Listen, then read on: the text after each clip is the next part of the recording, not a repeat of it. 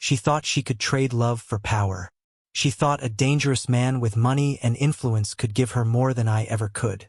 I watched the woman I once called my wife wrap herself around a mobster, leaving me in the shadows, humiliated and broken.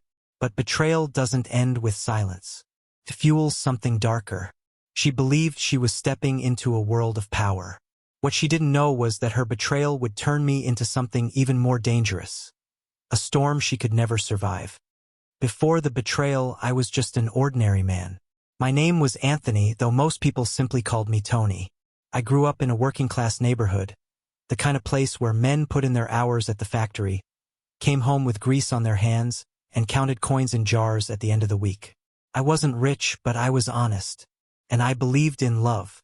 My wife, Isabella, had been my world. She had a beauty that lit up the dimmest room. When she smiled, it felt like the weight of the world lifted off my shoulders.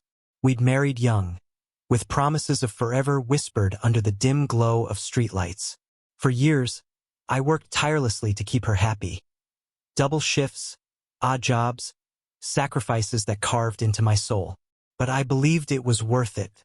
We lived in a city where power was everything.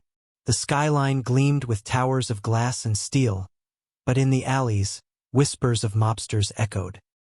Men in sharp suits who drove black cars and carried secrets in their eyes ruled from the shadows. I never wanted to be part of that world. I thought I could build a quiet, honest life for us. But Isabella, she was different. She craved more than stability.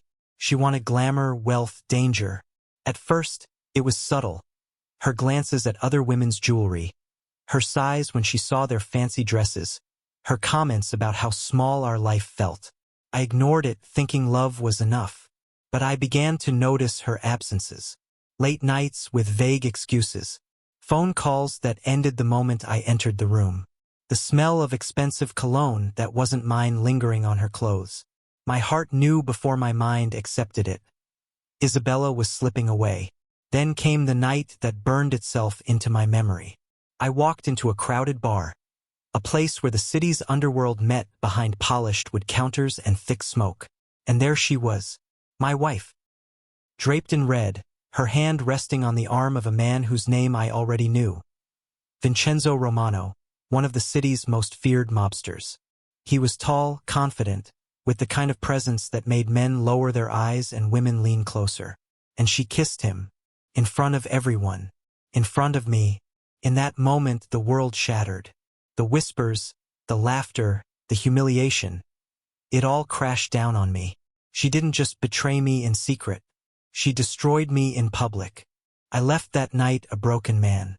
But what Isabella and Romano didn't know was that betrayal has a strange way of transforming pain into power. And that night, my quiet life died. The days that followed felt like drowning. The house we once shared was filled with echoes of her absence. Her clothes, her perfume, her laughter. They all became weapons cutting into me. People whispered behind my back. Tony's wife left him for a mobster. Pity stung worse than anger. But something inside me hardened. Couldn't let them win. I couldn't let betrayal be the final chapter of my story. I started small. The city's underworld had cracks, and I slipped into them. I began running errands for men who operated in the shadows, collecting debts, moving goods, keeping secrets.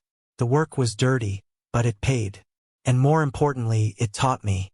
I learned how power moved, how fear was currency, how respect was taken, not given. Every humiliation fueled me. Every memory of Isabella with Romano sharpened my resolve. I wasn't just surviving. I was building. Months turned into years. I climbed. From a man no one noticed, I became someone people feared. I forged alliances, cut deals, and made sure every move I made pushed me higher. The city began to whisper my name, not with pity, but with fear. And as I rose, I kept my eyes on Romano. He thought he was untouchable.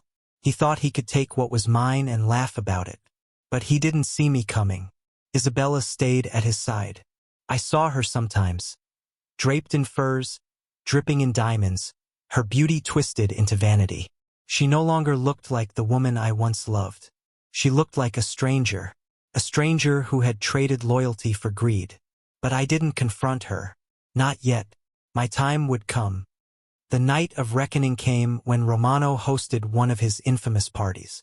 The mansion glittered with chandeliers, the air thick with the smell of money, power, and sin. Politicians, mobsters, businessmen, they were all there. And so was Isabella, standing beside him like a queen who had forgotten her crown was stolen. By then, I was no longer the man they remembered. I wasn't the pitiful husband left behind. I was Tony DeLuca, a name spoken with caution, a man who had built his own empire from the ashes of betrayal. I entered the mansion like I belonged there. Eyes turned. Whispers followed. Romano saw me, his smug grin faltering for just a second. Isabella's eyes widened, her face paling as if she'd seen a ghost. I didn't need guns or threats that night. My presence was enough. Because by then, I had already dismantled Romano's world piece by piece. His allies were now mine. His businesses had crumbled under quiet sabotage. His men had shifted loyalty. What stood before me was no longer a king. It was a hollow man surrounded by illusions. As the party carried on, the truth settled over them like a storm. Romano wasn't untouchable anymore. I was. And Isabella. She finally understood. The man she betrayed for power had become more powerful than the man she betrayed me with. Her eyes pleaded, but I felt nothing. The love that once burned in me had been consumed by fire long ago. That night, Romano's empire fell. And with it, so did the illusion that betrayal goes unpunished. In the end, I stood where Romano once stood. The city bowed its head to me, not to him. Isabella was left with nothing but regret, watching from the shadows as the man she discarded became a legend. But victory carries a price. I was no longer the honest man who once believed in love, in loyalty, in forever. I had become something else, something darker. Betrayal had broken me, yes, but it had also built me into a force the world would learn to fear. I often wonder, late at night, if I would trade it all to go back to the quiet life I once had, to the man I once was. But then I remember that kiss, that public humiliation, that moment my heart was torn apart. And I know the answer. Betrayal doesn't just end a love story. It rewrites it. Sometimes it doesn't just destroy a man. It creates something far more dangerous. So I'll leave you with this. What would you become if the person you loved most betrayed you in the cruelest way?